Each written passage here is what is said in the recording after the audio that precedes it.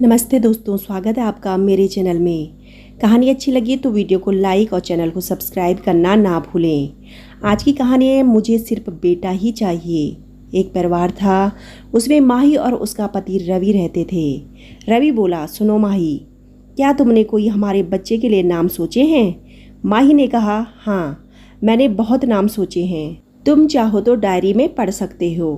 कुछ लड़की के और कुछ लड़के दोनों के नाम मैंने लिख रखे हैं। तुम्हें जो पसंद आए उन पर टिक कर दो। रवि माही को घूरते हुए बोला, लड़की के नाम का क्या होगा? हमारा लड़का ही होगा, लड़की नहीं, क्योंकि मुझे बेटा ही चाहिए। माही ये बात सुनकर दुखी हो गई और बोली, अगर लड़की हुई तो? रवि माही की बात काटते हुए बोला, लड़की कैसे होगी? लड़की होगी तो तुम आवासन करवा लेना। मेरा दोस्त डॉक्टर है, तुम्हें कोई परेशानी भी नहीं होगी। चलो कल सोनोग्राफी करा आते हैं।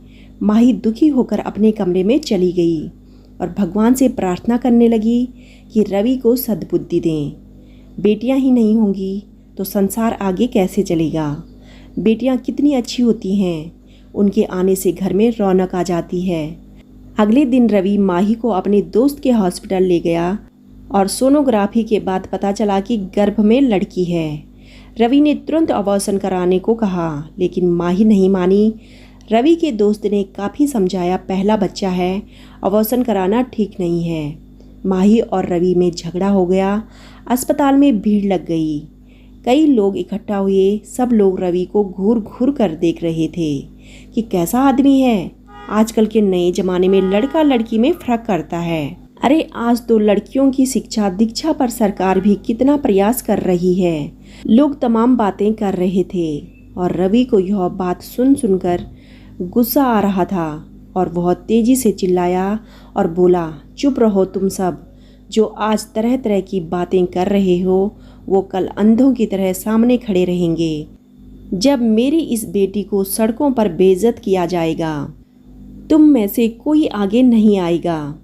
अरे मैं बेटी से नहीं घबराता। बेटियां तो घर की लक्ष्मी होती हैं, लेकिन उनकी सुरक्षा का जिम्मा कौन उठाएगा? मैं हर वक्त अपनी बेटी के साथ नहीं रह सकता, लेकिन कोई ना कोई तो रहता है। समाज में हमारे चारों ओर हम बड़ी बड़ी बातें करते हैं, लेकिन किसी भी बेटी पर जब अत्याचार होता है खुलेआम तो सब सिर्फ वीडियो बनाते हैं, उनकी सुरक्षा की बात नहीं करते हैं।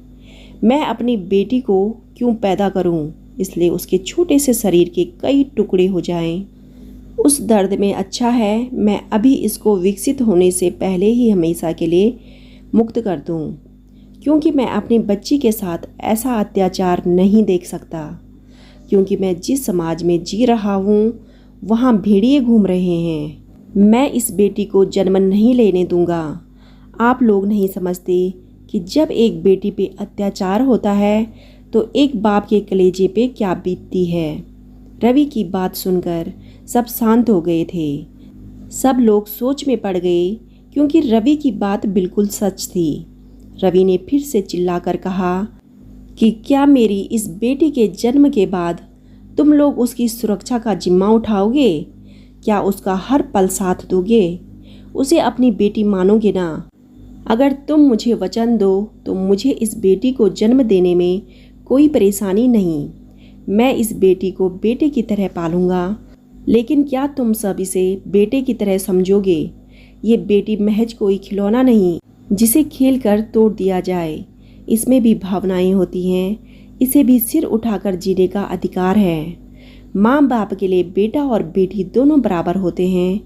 आजकल के इस गंदे समाज में अगर कोई बाप अपनी फूल सी बच्चियों को ना जाने कैसे बड़ा होने तक संभाल भी ले, तो शादी के बाद क्या जिम्मेदारी है कि वह बेटी सुरक्षित रहेगी, वह दहेज प्रताड़ना का शिकार नहीं होगी, वह घरेलू हिंसा का शिकार नहीं होगी। अगर आप सब लोग मुझे यह वचन दें कि हाँ यह इसका शिकार नहीं होगी, तो मुझे कोई परेशानी नहीं है। इस बच्ची को जन्म देने में सारे लोग हैरान और चुप थे। यह सोचकर कि बात तो रवि सच्ची कह रहा था। तभी रवि ने डॉक्टर से कहा, डॉक्टर साहब आप अबॉर्शन की तैयारी कीजिए। डॉक्टर ने रवि की बात समझकर अबॉर्शन की तैयारी करनी शुरू कर दी। माही रोई जा रही थी। तभी एक नौजवान युवक आगे बढ़ा और उसने रवि का हाथ पकड़कर कहा, मैं आपको वचन देता हूँ कि मैं आपकी बेटी की रक्षा करूँगा। उसको देख कई लोग प्रेरित होकर आगे आए और सब ने वचन दिया कि हम आपकी बेटी की रक्षा करेंगे और हम समाज की हर बेटी की रक्षा करेंगे, उन पर होने वाले जुर्म के खिलाफ आवाज़ उठाएंगे। ऐसे करके अस्पताल में मौजूद सारे लोग रवि को वचन देने लगे। यह बात पूरे शहर में फैल गई और शहर से पूरे समाज में सभी ने एक दूसरे की बेटियों की सुरक्षा के लिए एक दूसरे को वचन दिया और बेटियों पर होने वाले अत्याचार को मुंह तोड़ जवाब देने का संकल्प लिया। कुछ महीनों बाद रवि के घर में एक फूल सी नन्ही प्यारी बेटी हुई, जिसके जन्म लेने से रवि, माही और सभी लोग बहुत खुश थे। रवि ने उस घटना के बाद फिर कभी नहीं कहा कि मुझे बेटा ही चाहिए।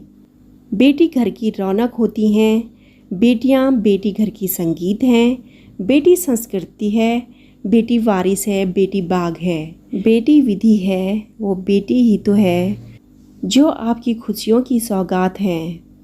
बेटियां अनमोल हैं। दोस्तों, आपको कहानी कैसी लगी कमेंट करके ज़रूर बताइएगा। कहानी अच्छी लगी हो तो वीडियो को लाइक, चैनल को सब्सक्राइब करना ना भूलें।